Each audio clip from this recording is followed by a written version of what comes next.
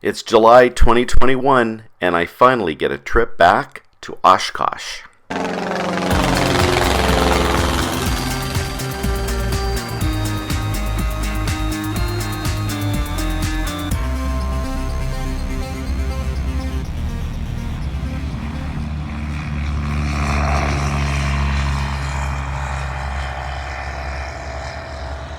Well, hello. This is 2021.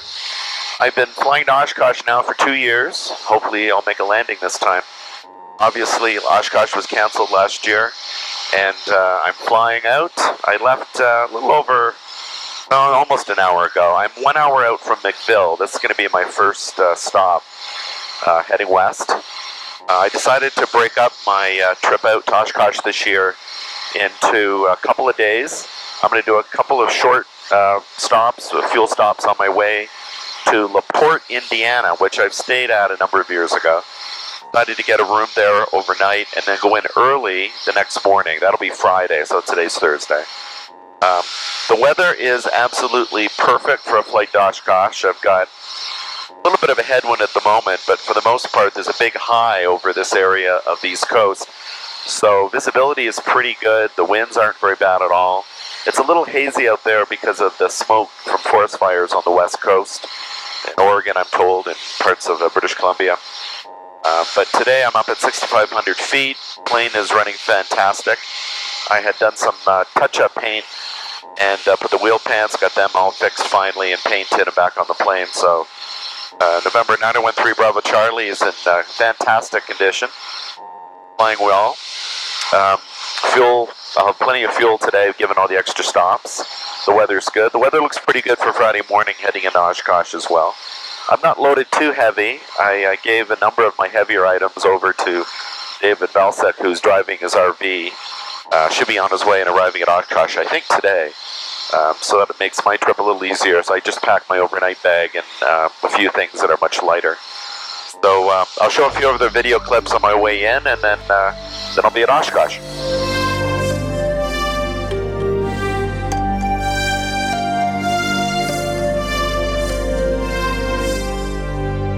McVille Airport is in Freeport, Pennsylvania, just outside of Pittsburgh. It's a cute little rural field up on a hill, and I find this is a really great spot for a quick in and out for fuel. On departure, you fly over the Allegheny River, and you really get a spectacular view.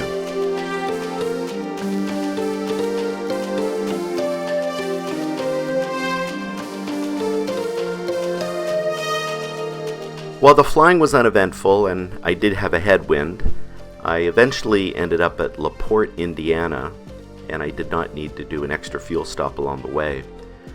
I've stopped at LaPorte before, and I'm really well treated here. I was able to get a hangar for the night and for like $10, which was spectacular, and the airport manager offered me the crew car, which was this little Jeep, which made it a lot easier to get around town. I didn't do very much, obviously just stayed over, grabbed a bite to eat, and was back at the airport pretty early the next morning.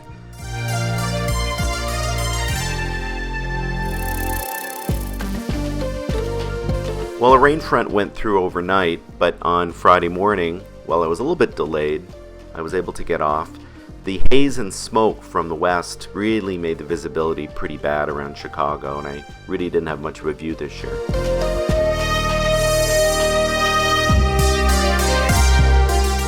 Well, this year's NOTAM for the arrival into Oshkosh has been updated, and they've added several waypoints much further out, and depending upon the traffic, we were waiting for instructions as to which waypoint to begin the flung flight into Oshkosh.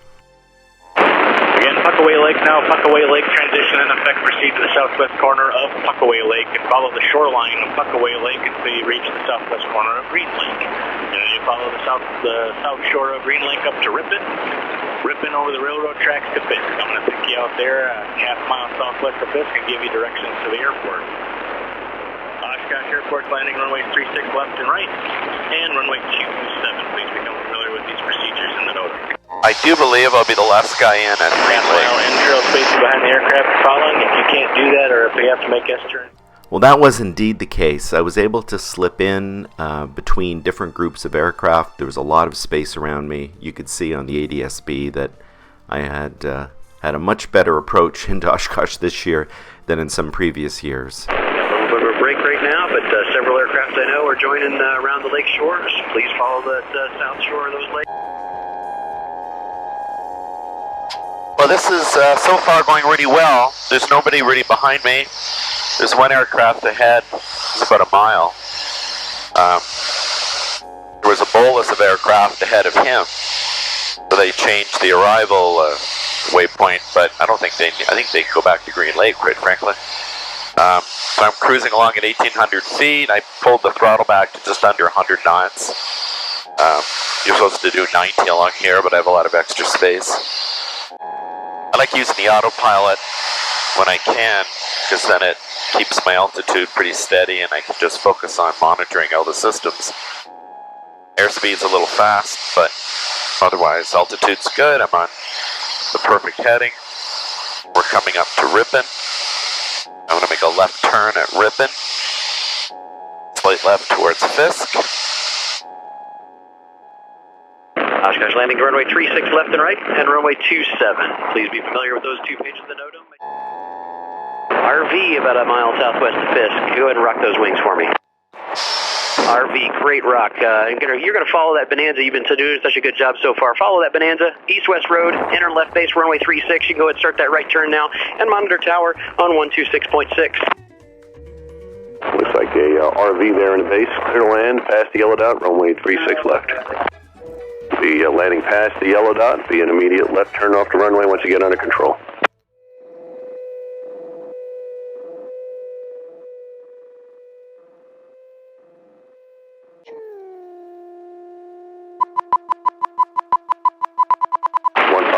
Uniform good.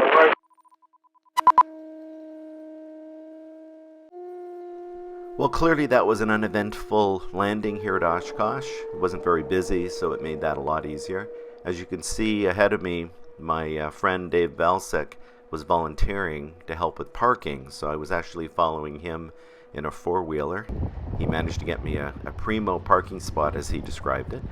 It was a really good spot, and within a few hours, I had tied the plane down, I had unpacked, finally got the tent set up. I got a bigger tent this year. You can see it's a 6-man tent, so I'm able to stand up in the middle of it, and gave me a lot more room, which was fantastic. The weather was still really beautiful, and all in all, I was really pleased arriving here on day one in one piece. Well, arriving a couple of days before the show begins gave me an opportunity to watch and observe as to how the whole site gets set up. I also spent a lot of time watching other aircraft landing, several hours sitting by the runway, in fact. It's quite entertaining.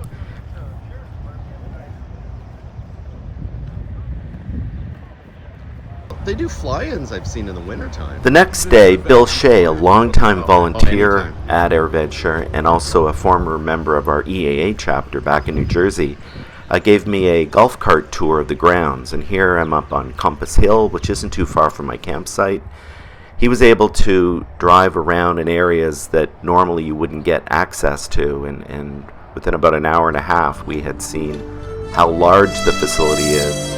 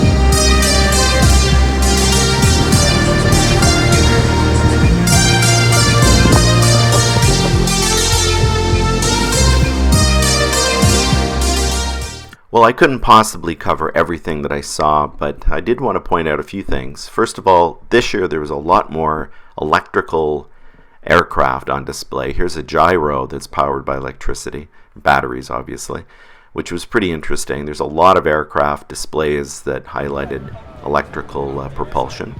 I always like looking at the drones. There are a lot of celebrities this year at Oshkosh. You may recognize some of these faces. This is Scrappy, the aircraft that literally made its debut at Oshkosh this year. I think this is a 600 horsepower Lycoming powering this backcountry aircraft. Now Oshkosh has a lot of social activities as well. This is a gas-powered margarita machine, if you could believe it, which was pretty neat. I did spend a fair amount of time in the campground this year.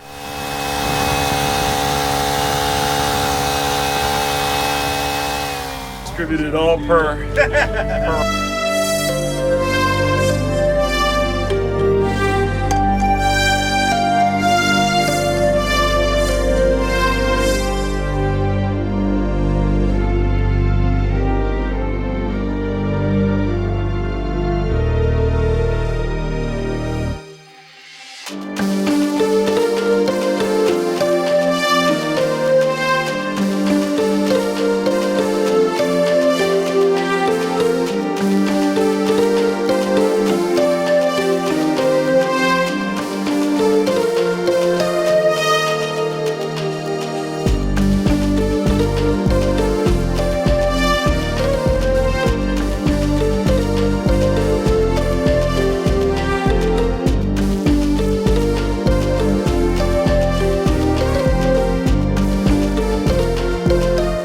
Well, a special treat this year was on Wednesday morning when I was able to go up with Adam Silverstein in his T-34 and a small formation practice flight that the guys were doing. It was just spectacular. I've got a lot of neat video and I'll probably save that for another time.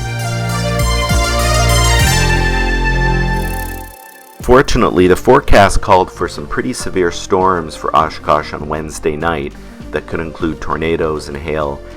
And me and many other pilots decided to depart a bit early this year. So we headed off. You could see on the ADSB that the skies got pretty crowded Wednesday afternoon. I was able to make it all the way home with just 2 fuel stops, one shortly after leaving Oshkosh at Hartford and then a second one just past Cleveland. The flight was great. My whole trip was fantastic. I really had a great time. It was so great to get back to Oshkosh. I'm exhausted. I've spent about a week away from home, but all in all, another fantastic trip to Oshkosh.